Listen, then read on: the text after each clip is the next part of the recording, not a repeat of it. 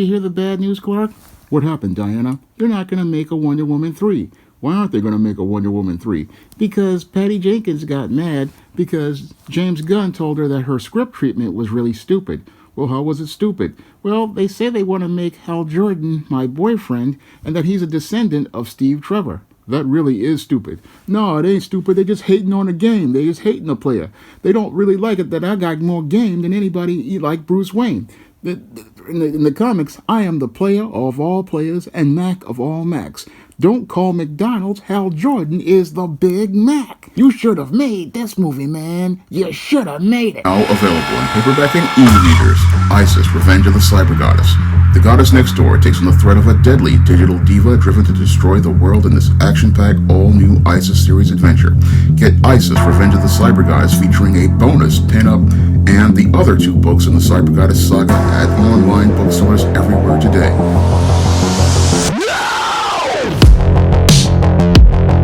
There will not be a Wonder Woman 3. Now, your DC Studios has decided to cancel Wonder Woman 3 because they could not come to an agreement to work with director Patty Jenkins.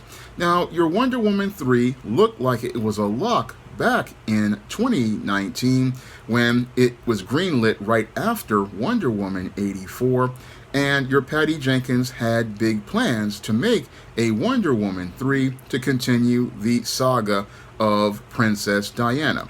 Now, the first Wonder Woman movie was a huge hit for DC and its DC Expanded Universe, becoming one of the big blockbusters of 2017. And your Wonder Woman 84 was quickly greenlit, and your Wonder Woman 3 was greenlit right after productions ended on your Wonder Woman 84. Unfortunately, as these greenlit films were approved, your Warner Brothers at the time was in serious financial trouble and wound up merging with Discovery. And once it merged with Discovery, it became under the authority of new CEO David Zaslav, who had a new vision for DC superheroes, and then decided to go out here and hire James Gunn and another dude to go out here and run DC Studios and try to build a platform that would be competitive with Marvel Studios and the Marvel Cinematic Universe. And as this was going on, your Patty Jenkins and comic book writer Jeff Johns came together to write a treatment for Wonder Woman 3. Now, your Patty Jenkins and Jeff Johns decided to have a meeting with your James Gunn to discuss the treatment that they wrote as related to the story for Wonder Woman 3 before they started work on the screenplay. Now, in the entertainment business, usually before you commission a big budget script, you usually have your director and your executive producer or other screenwriting staff go out here and write a treatment which basically synopsizes the story that you're going to put in your screenplay. And usually when this treatment is looked over by the executive producers and the studio executives, this is how you get your green light to continue on with the project and start working towards working on the screenplay so that you can have something ready for a draft. Now, as your Patty Jenkins was sitting there with your Jeff Johns in this meeting, it is alleged that as your James Gunn was making his notes and making his critique of the treatment, and your Patty Jenkins got upset and basically wound up exploding in a rage as your James Gunn allegedly said that he was having issues with the script and wanted some changes made. Now, these changes allegedly were the thing that led to your Patty Jenkins winding up possibly rage quitting the Wonder Woman movie. And with this rage quitting by your Patty Jenkins, allegedly, the studio went out here and just decided to scrap the Wonder Woman 3 movie in order to try to mitigate the losses as related to this movie. Now, if these reports are true, then it's really troubling about Patty Jenkins' behavior, because usually when you're in these meetings and you're pitching your treatment, usually you have to go into those meetings with a lot of indifference. And the reason why you have to go into these meetings with a lot of indifference is because you know that everything that you wrote is going to be scrutinized, and everything that you wrote is going to be practically torn apart by this studio executive, because they want to go out here and try to see about making the movie appealing to the largest audience. Unfortunately, I believe what happened here with your Patty Jenkins is that she was gotten so emotional over what she wrote that she was taking your James Gunn's criticism very personally. Now, again, when you go into these meetings, you again have to have a very thick skin, because people are going to pick apart almost every detail as related to your treatment. And if they're finding flaws and faults with it, you have to accept that this is what they are seeing, because in some cases they are right, because this is the first time this person has actually seen this treatment. And this is a fresh set of eyes on this script, and this treatment has gone not only through your James Gunn. Usually these treatments go through multiple readers, and those multiple readers wind up putting notes on that treatment, and those notes allow them to say, okay, this is wrong, this is wrong, this is wrong. And if you're in one of these meetings, yes, it can be very frustrating as related to working on a story, because sometimes you will have a guy who's an executive. He may not like anything at all, but if you get your project greenlit, sometimes you just have to have the thick skin to just take the criticisms given you so that you can continue keeping your project going on. Unfortunately, I believe what happened here with your Patty Jenkins is she had an emotional attachment to this script, and because she had an emotional attachment to this script, she took everything that your James Gunn was saying very personally, and then wound up exploding in this rage. And I believe that in addition to the emotional attachment she had for this script, she was also just had a bit of a swelled head as related to the success that she had as related to the first Wonder Woman movie. Now, the first Wonder Woman movie was a big hit, and because it was a big hit as related to her vision, what the studios did was give her a lot more creative control. And this is something studios did back in the 70s and the 80s when they were struggling. I remember a guy named, I think his name is Michael Simo or something like that, or Simo, something like that. And he made the movie Heaven's Gate because he had previous successes, and because he was given excessive creative control on Heaven's Gate, it became one of the biggest cinematic disasters known to Hollywood. And the same thing happened here with Patty Jenkins after the success of Wonder Woman, which did have fantastic visuals and great storytelling. Your Patty Jenkins basically got a bit of a swelled head, as I see it, as related to the success of the first Wonder Woman. And as a result of that success of the first Wonder Woman, she just went berserk, as I see it, with Wonder Woman 1984, and went out here and partially wrote the horrifically bad script for Wonder Woman 1984, which really had no real plot, had a meandering story about wishes, and really set back the Diana character and really set back her growth. Now, she decided to introduce the cheetah in Wonder Woman 84, and that was a major mistake, I believe, because she went out here with this wish story instead of taking us into the jungles of South America and having Barbara Minerva covet Diana's magic lasso, again taking the story straight from the George Perez run of comics. I believe that would have been a better direction for your Wonder Woman, or they could have gone out here and done something with the villain Dr. Cyber, who I think would have worked well as a Steve Jobs type character who was out here coveting Diana's goddesshood. I believe that would have been a much more interesting story, and that's where I think the Wonder Woman movie sequel should have gone. Unfortunately, she decided to go in this direction with this Max Lord and this wishes, and created a meandering mess. And she also, and according to some reports, she wanted your Chris Pine, Steve Trevor to have Hal Jordan be the descendant of Steve Trevor, and that would have been a move that would have alienated many DC Comics fans.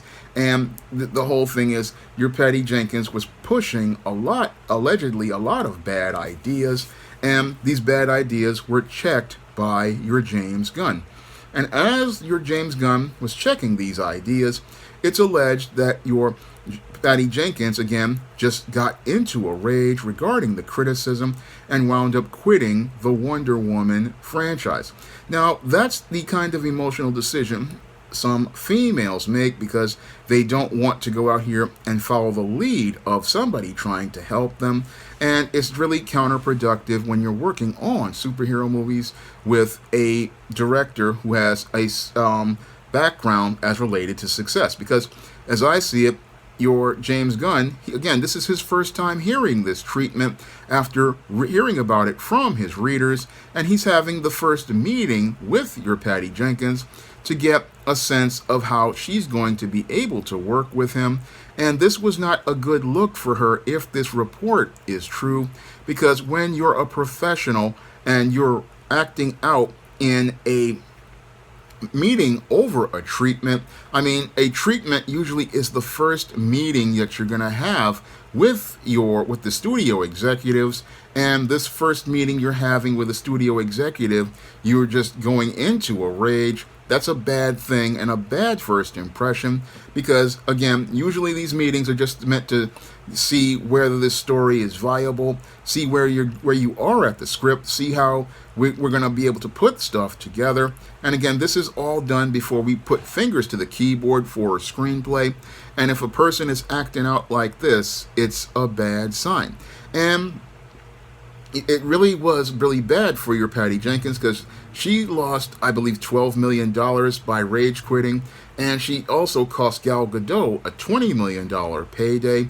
And again, this really hurts her professional reputation, because this is the second movie where she had issues as related to talk to a meeting in a treatment and not being professional, because it's alleged that she had the same issues at the Disney lot as related to the Rogue Squadron series, where she put on a flight suit and a Rebellion helmet to say that she's going to do a Star Wars project. Unfortunately, because they were having issues with the script, she didn't take that criticism as related to that script, and then the project wound up in limbo.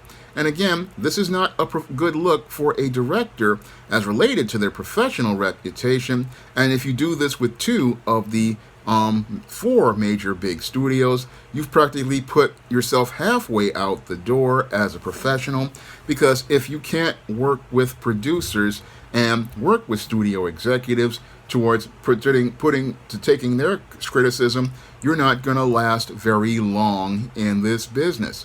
And again, Patty Jenkins basically put herself one foot out the door with this. If these allegations are true, and these rumors are true, because again, when you are having a meeting with a executive like a James Gunn, who is basically trying to put the DC universe together, and you're getting upset over ideas that they are telling you, no, we're not going to do this, or this isn't really appealing.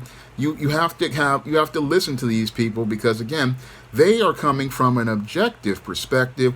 Moreover, they are coming from a business perspective. And because they are coming from an objective and a business perspective, they are looking at your concept and your ideas through a different set of eyes. And sometimes you have to really listen to those people.